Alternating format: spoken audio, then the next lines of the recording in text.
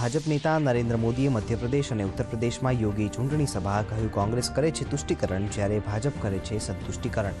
તો કોંગ્રેસ નેતા જયરામ રમેશે પણ ભાજપ પર લગાવ્યો મેનિફેસ્ટોના નામે જૂઠાણું ફેલાવવાનો આરોપ।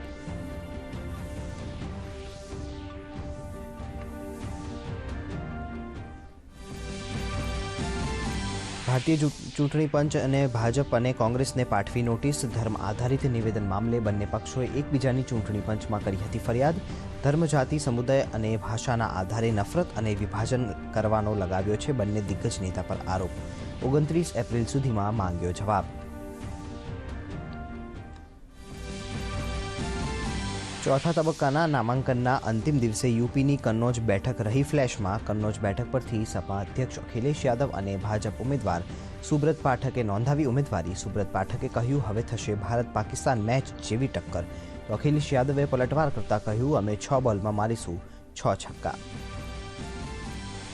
શરદ પવારની પાર્ટી એનસીપીએ જાહેર કર્યો ચૂંટણી ઢંઢેરો। મોંઘવારી અને બેરોજગારી દૂર કરવાની સાથે મહિલા સુરક્ષાનું આપ્યું વચન। તો ખેડૂતો માટે પણ આપ્યા ખાસ વચનો। આમ આદમી પાર્ટી પણ આજે લોન્ચ કરશે કેમ્પેઇન સોંગ।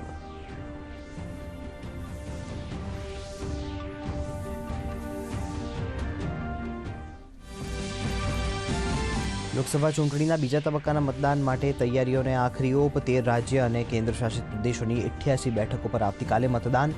રાહુલ ગાંધી, હેમા માલિની, શશી થરૂર, ઓમ બિરલા સહિતના દિગ્ગજ નેતાઓનું ભાવિ ઈવીએમમાં થશે કેદ।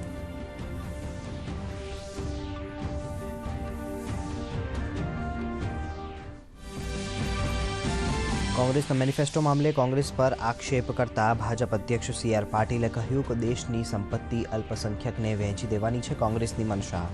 તો કોંગ્રેસ પ્રવક્તા મનીષ દોશીએ કહ્યું કે સેમ પિત્રોડા તેમજ કોંગ્રેસના ચૂંટણી ઢંઢેરાને લઈને ગેરસમજણ ઊભી કરે છે ભાજપ।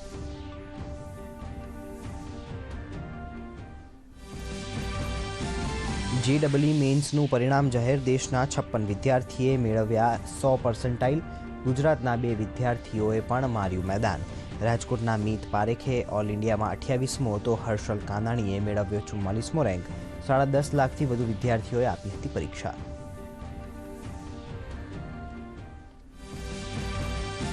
$486 પોઈન્ટના વધારાની સાથે 74,339 પર સેન્સેક્સ। તો 167 પોઈન્ટના વધારાની સાથે 22,570 પર બંધ રહી નિફ્ટી। એક્સિસ બેંક SBIના શેર્સમાં નોંધાયો ઉછાળો। તો કોટક મહિન્દ્રા, LTT, માઇન્ડટ્રીના શેર્સમાં ઘટાડો।